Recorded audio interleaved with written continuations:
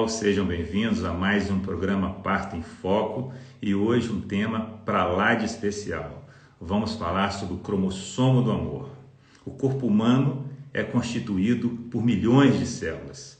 Dentro do núcleo de cada célula, carregando o nosso material genético, 46 cromossomos dividido em 23 pares.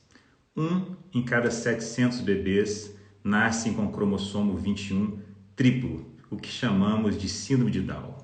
Uma condição que traz características muito marcantes a esses indivíduos, tanto do seu comportamento, desenvolvimento intelectual, características físicas, mas uma das grandes características é a alegria, o amor, o afeto que eles entregam às pessoas próximas.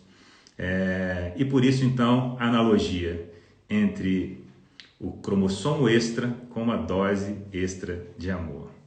Para falar com vocês sobre esse tema, eu convidei uma família muito especial, a pedagoga e influencer Ângela Dariva e o músico Marco Túlio Lara.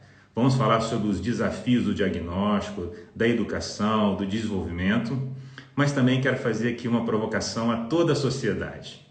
O que nós podemos fazer é diferente. Menos preconceito, mais inclusão, mais equidade e mais amor. Então sejam bem-vindos vocês, sejam bem-vindos Marco Túlio e Ângela. Olá! Oi, tudo bem? O que é aguinha? Aguinha, Sejam bem-vindos para vocês. Bem-vindas. Também tem... Vocês estão vivendo um outro estágio mais avançado, né? Da história, né? Mas eu queria ouvir de vocês um pouco ali, né? Desde o início, né? De tudo, quando tudo surgiu para vocês, né? Eu acho que vai ser muito bacana. Esse início ele é inesquecível. Então, por isso que, por mais que a gente esteja adiantado na história, tem momentos que jamais serão esquecidos. Então, é bom compartilhar para ajudar esses pais que estão vivendo isso agora a esclarecer e fazê-los entender as novas cores e os novos sabores que eles vão conhecer. Não é melhor, não é pior, não é nada. Só apenas novos pontos de vista maravilhosos. Um super aprendizado. Gente, é o seguinte, o nosso diagnóstico do TEL foi descoberto indo para o 6º mês de gravidez, devido a um problema numa cardiopatia. Toda CIA, CIV, válvula, todo o coraçãozinho teria que ser refeito. O médico, na época do ultrassom, não era o nosso obstetra, era o médico do ultrassom. Ele detectou esse problema do coração e falou que é comum em síndrome de Down. Mas a forma, aí isso eu queria salientar, sabe? A forma como ele nos tratou, como ele deu a notícia, foi absurdamente grotesca, infame. Porque tu tá recebendo uma notícia nova, uma coisa nova na tua vida. E ele simplesmente, em vez de tratar com amor, ele fez, não, eu não gostaria de ter um filho com síndrome de Down, vocês gostariam? Eu digo, mas a gente não sabe se ele tem ou não, porque é só o coraçãozinho. Vamos fazer a aminocentese. Já fez naquela mesma hora, numa frieza, e já fazendo cálculo, já oferecendo remédio para parar o coraçãozinho, para fazer o parto, para depois fazer inseminação. Tudo isso, eu preciso que vocês imaginem que isso tudo foi em questão de 40 minutos. Então, eu tenho a notícia do coração, CIA, CIV, eu tenho a possível notícia da síndrome de Down devido às questões do coração. Já me oferece o remédio para parar o coração, induzir parto, fazer inseminação. Então, vocês estão entendendo o horror que foi. Então, esse momento, nós entramos num processo de luto gigantesco. E eu só pensava em sair de dentro da clínica. É uma clínica maravilhosa. Só pensava em sair de dentro da clínica para saber o que eu poderia fazer, qual seria o próximo passo. Então, doutora Emerson, foi assim uma coisa muito traumatizante. E até hoje, eu recebo relatos de mães vivendo algo parecido com essas intervenções médicas mal elaboradas, sem amor, sem respeito, sem orientação. Então, isso realmente é uma coisa que eu gostaria muito que a gente levantasse, pudesse ajudar, porque, por favor, gente, não se abalem. Existem médicos e médicos, e o importante é a gente ter amor e respeito próprio para a gente resolver os nossos problemas. Eu já ouvi relatos de médicos que culparam a mãe. A culpa é sua porque você foi engravidar com 36 anos. Digo, mas esses 36 anos não é grupo de...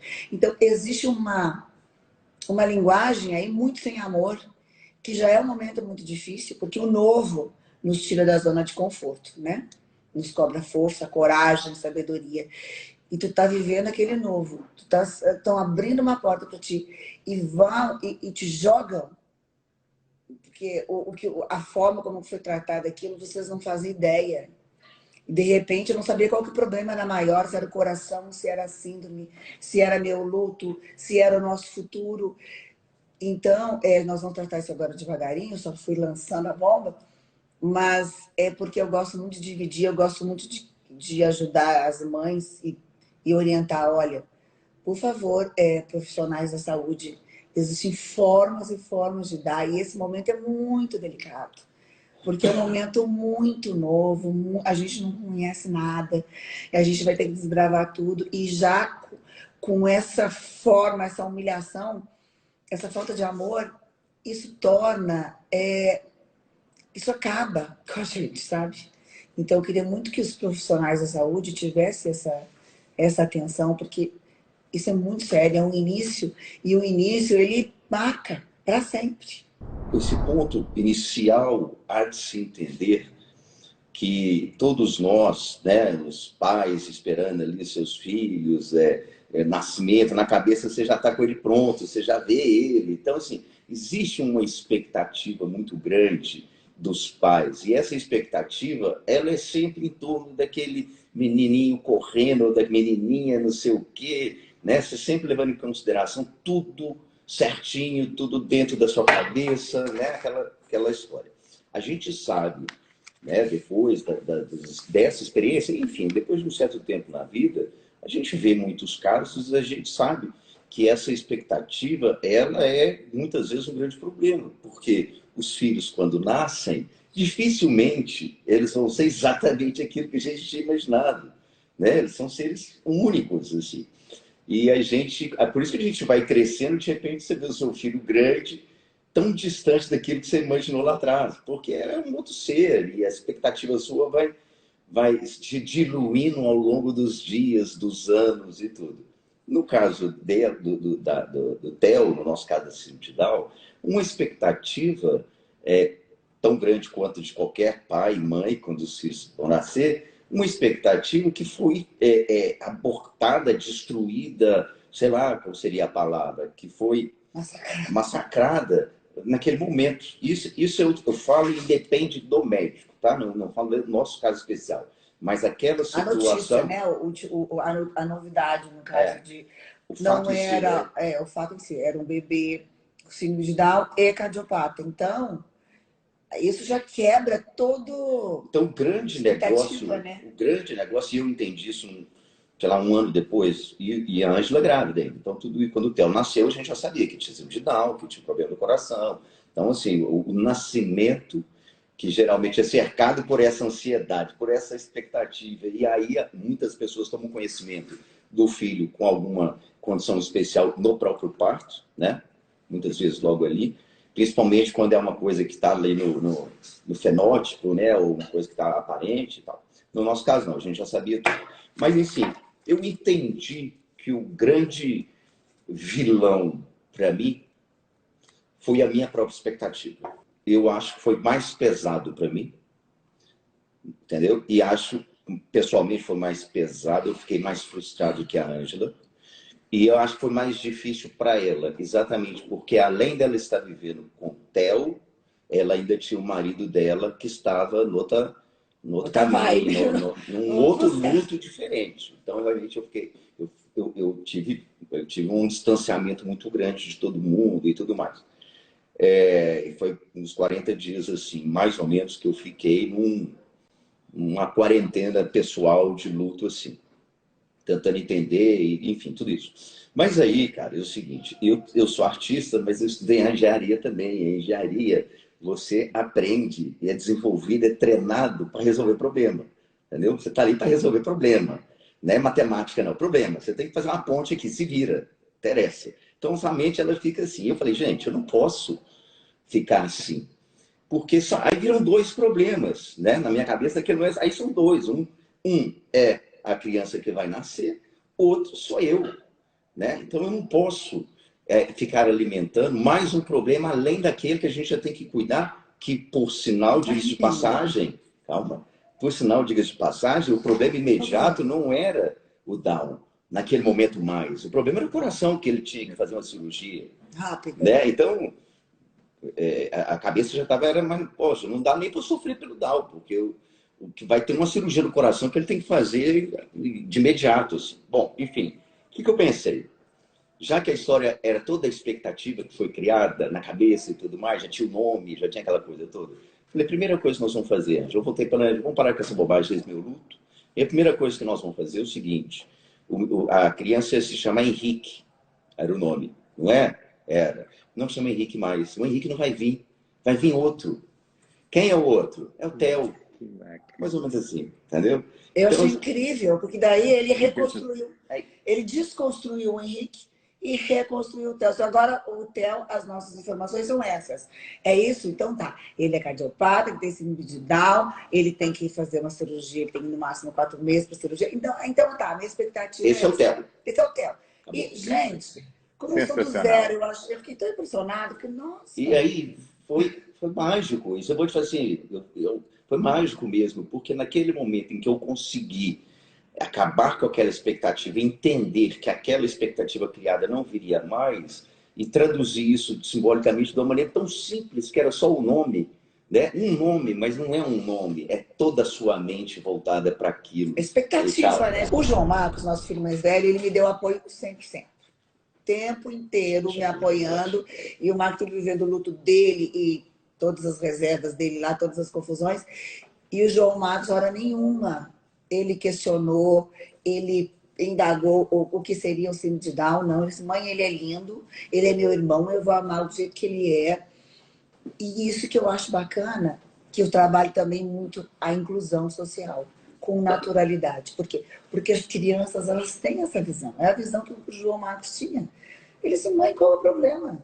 Ele é maravilhoso, ele é lindo, ele vai saber tudo. E me fazia massagem, fazia carinho, penteava meus cabelos, ele ficava me erguendo. Porque a criança, ela tem essa pureza no olhar, ela não tem essa distinção que a gente monta, né? Com o decorrer do andar da nossa carruagem.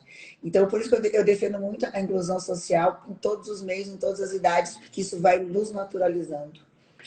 E vai nos melhorando, vai melhorando nossa visão, o nosso olhar, as nossas atitudes, a nossa percepção com o próximo.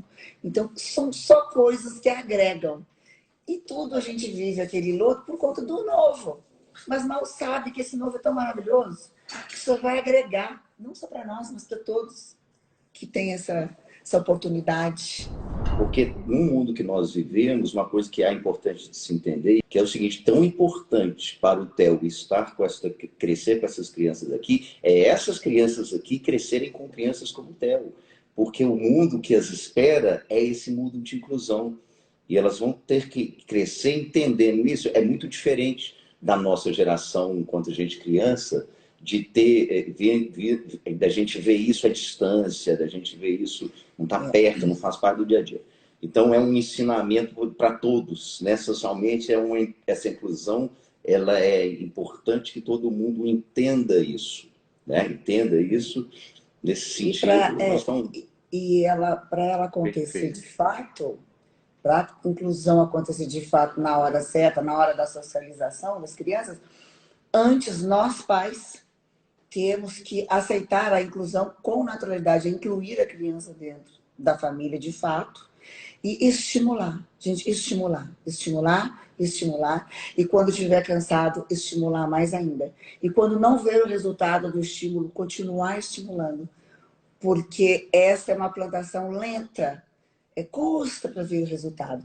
Só vai aparecer lá na era da socialização, que aí a gente vai ver a diferença que era os adultos Downs, por exemplo, que são hoje, para as crianças Downs. Elas são... E o que está acontecendo? Hoje, as pessoas com deficiências, elas também são pessoas ativas economicamente. Elas são capacitadas, elas podem trabalhar, elas podem criar, elas podem divulgar, elas podem não, elas devem, e elas são capazes, porque hoje nós temos gamas e gamas de profissionais aptos a estimular de uma forma correta, nas datas exatas que tem que ser, sem se perder tempo, porque o estímulo começa quando? O estímulo começa agora. Não é daqui a um mês, não é daqui a uma semana, não é depois que sair do hospital 30 dias, não. Saiu do hospital imediatamente, já no carro já começa o estímulo. Na forma de sentar, no jeito de amarrar, na roupa, no jeito de vestir a roupinha. São milhões de estímulos. Então, eu gosto muito de ficar dando muito esse valor, porque é uma coisa que a gente custa para enxergar, esse retorno do estímulo, mas sem ele a gente não chega a lugar nenhum. Essa ótica da conexão dessas crianças com a sociedade, com a família. Muito lindo, com o mundo, né? Eles precisam do mundo. Eu achei lindo. Artista sempre fala uma coisa maravilhosa, mas o mundo precisa deles, a escola precisa deles, por favor, né? Isso. Eu queria que você falasse um pouquinho sobre isso, assim, duas, três dicas preciosas para uma família que, porventura, venha viver uma situação como essa. Eu até estou atendendo uma mãe que ela está vivendo exatamente isso. Ela está grávida, descobriu que o bebê é síndrome de Down e cardiopata. Então, já mandei, é bom que Deus esse caminho já tracei todo. Gente, eu acho assim que tem que respeitar, se respeitar, viver o luto, porque eu acho isso muito importante. Isso é importante mesmo, porque isso revigora a gente depois quando sai dele. Então, tem que viver o luto. O luto, o que eu falo? O luto é a falta de conhecimento do novo, né? Então, é só apenas um choque ali. Positividade sempre. Eu lembro de eu sempre entrar no CTI, eu estava sempre cantando, eu já ia bem bonita, arrumada, pegava e beijava e cantava. Claro que eu queria chorar. Claro que eu queria sentar e chorar na frente do meu filho, mas eu nunca chorava dentro do CTI. Eu ia lá, cantava música que vinha na minha cabeça, afagava, ficava meu tempo lá, voltava, saía para a rua e eu chorava. Mas por quê? Porque eu queria passar positividade para os dois, né? Que os dois tiveram exemplos de CTI. Os dois. E eu acho assim, vamos invista no amor propulsor e não no amor protetor. O amor protetor, ele não vai construir nada. O amor propulsor vai propulsar o teu filho para o mundo, para a autonomia, para o estímulo, para a construção, para a autocapacitação, para autoconhecimento. Então, por favor, amor propulsor. Que lindo isso. Bom, eu vou para minhas dicas, algumas dicas são preciosas e tranquilas, simples assim, simples, porém não são fáceis de acontecer. Primeira coisa, não sinta culpa, sabe? Não sinta culpa. Não há culpa. Não há isso. Então não sinta isso. O luto, a angústia, a frustração, a ansiedade, isso faz parte. Ok. Cada um no seu tempo. Mas culpa, não sinta. Perder tempo à toa. Segunda coisa, não transforme um problema em dois. Sabe? Então, se você acabou de nascer seu filho e esse filho ele tem alguma condição que exige atenção, essa é uma situação objetiva para tente concentrar nisso. Não faça disso uma culpa ou não seja a vítima de tudo isso, porque você só está criando mais um problema, entendeu? Então, são questões pelas quais eu passei. E eu entendi que eu precisava superá-las. E é isso que eu deixo claro aqui para todos, assim, porque eu fico realmente muito preocupado quando eu vejo pessoas que carregam uma culpa pela vida inteira, carregam essa amargura pela vida inteira, sem a menor necessidade disso. Mais uma vez, está aqui, ó, está na cabeça. Meu Deus, é uma vida, né? Vamos viver a vida da melhor maneira que a gente puder. Muito bom. Eu sempre, quando vivi situações parecidas com a de vocês, assim, eu sempre costumo contar um pouco do caminho, né, que é necessário para que uma vida seja concebida, né? Assim, a união de duas células invisíveis, microscópicas. Muitos dessas gestações são interrompidas pela própria natureza, antes mesmo da mulher ter um atraso menstrual, né? E depois ali, nos primeiros meses de vida, de gestação, existem situações que a própria natureza também interrompe e a maioria das gestações vão seguindo adiante. Os bebês com alguma alteração genética, quase sempre, a maioria deles não transpõe até a vida extrauterina, né? A maioria das síndromes. Então, eu sempre digo que essas crianças são vitoriosas, né? Elas passaram por tudo isso. Já são campeões. Já são campeões, porque é um número muito pequeno delas, né? É um número pequeno que vão transpor todo esse percurso da fecundação, da gestação e o nascimento e a vida extrauterina no colo dos pais, né? Então, assim, é para ser muito amado, é para ser muito respeitado. Eu acho que vocês são um exemplo disso, né? São guerreiros. E são guerreiros, e eu sempre digo, são vitoriosos para passar por tudo isso com uma modificação na sua genética. Isso é fantástico.